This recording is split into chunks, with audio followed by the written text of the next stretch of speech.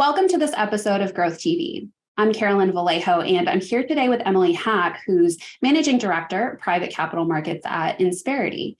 I'm also joined by Susan Brownie, who's CFO at Medaxion, and today we're talking about human capital challenges within healthcare M&A.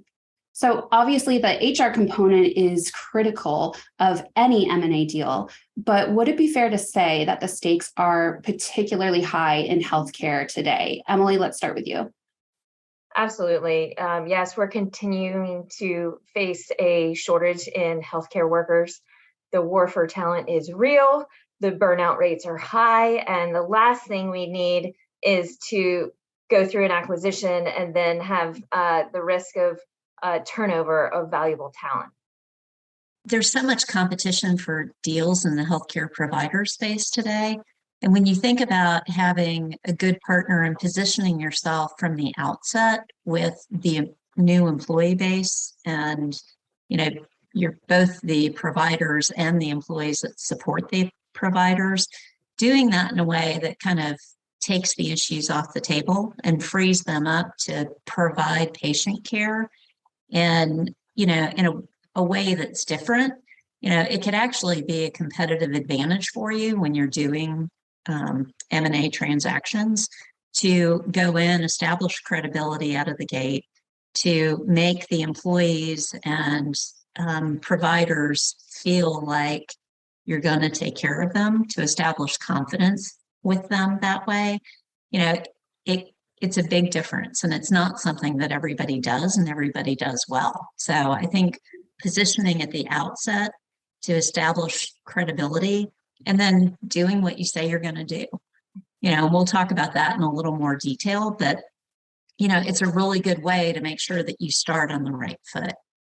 There's someone very close to me who is an RN, and her company actually went through a merger. It was acquired a couple of years ago. I have seen firsthand how that deal affected her professional life, and it was not great. There was not that communication that you both have just mentioned. There was a lot of disorganization, and there was that turnover that you just mentioned. Organizations should really work to avoid. So that being said, what are some of the biggest risks to this process when human capital is not part of that strategy? It's not front and center. Well, I'll start here, if that's all right, Caroline. Getting a physician-owned acquisition across the finish line alone, Susan, you should have multiple medals for this. It's very complex. And of course, there's the key parts of the deal that everyone knows needs to have focus. But oftentimes for companies that have employed Susan, it's not their expertise, and maybe they don't bring us in early enough. And you think about all the minutia of the things that are scary if you miss it. What are we looking at before and after the acquisition? What are they used to having from even something as simple as their health insurance or their benefits platform? What do they have, and what will they have afterwards? Does their PTO transfer? Is there somebody else in the merging company with them that has their same role? What does that mean for them? Does someone with a similar role have, higher comp? Is that going to cause fallout issues or angst post-acquisition? We talk about speed of execution in M&A deals, but we also have to think about the speed of execution of getting back to business post-acquisition and aligning the growth goals into the future. So when we talked about communication and really aligning things that are important to not only the exiting owners or the future partners, but also the employees that make all the day-to-day happen, and how are they respecting the new ownership, and how are they aligned and ready to jump on the next growth plan. And taking the angst and the fear that can be part of a transaction off the table, and doing that by laying out in a very transparent way, kind of the benefits for employees. It's just, it gives you another way to kind of demonstrate your strength and demonstrate your partnership for the employee base. And I think, doing that in a very deliberate manner that kind of lays everything out for them on paper And then, it positions you well again to kind of do what you say you're going to do, and just be a good partner. So give them what their picture of benefits and compensation look like before the transaction and what it will look like after the transaction. And it just, that again, it positions you well to take angst and take fear and anxiety out of the equation for the employee base. And it frees them up for patient care and to get back to what the reason that they became nurses or providers in a medical field. Everybody is there focused on the patient. So it gives them the opportunity to do that and honor why they made that career choice in the first place. Right. So there are obviously a lot of risks and there's a lot to consider, but you've both made it very clear it is possible to do this right. So what does it look like when human capital is really front and center as part of the integration strategy? What does it look like when this is done correctly? Well, I would love to say this, the combination of Susan Brownie and Emily Hack. No, I'm just kidding.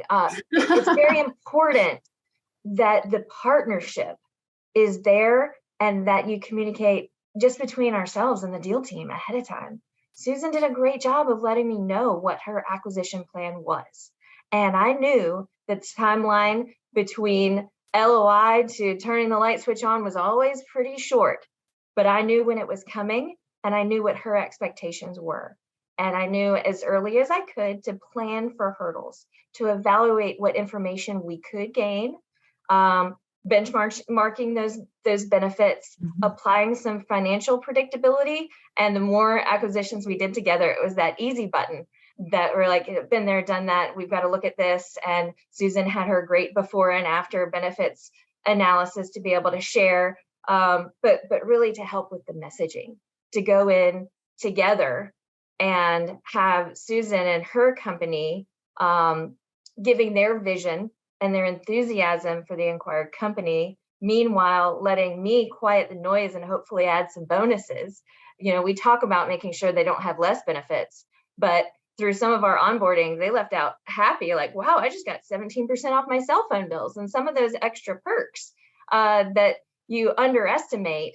But I really think it is making sure that HR or a people strategy gets brought along in the deal the same way an investment banker or an attorney, a CPA does. Let's not forget about the people along the way. And Susan, you've been so great in that. Thank you for your continued partnership. Well, the partnership is real on both sides. It's, the transparency that you guys help us provide and the level of support and not having to be good in all things HR, but having a partner that does that well and positions us to demonstrate that partnership through with our employee partners was really an effective tactic for us to make sure that we got those acquisitions off on the right foot. Well, Susan and Emily, it's very clear that you both work very effectively together. And it sounds like that you have taught each other some very valuable lessons in this process to support our healthcare providers. So thank you both so much for joining GrowthTV and sharing some of those lessons with us. It's been a pleasure. Thank you. Pleasure being with you.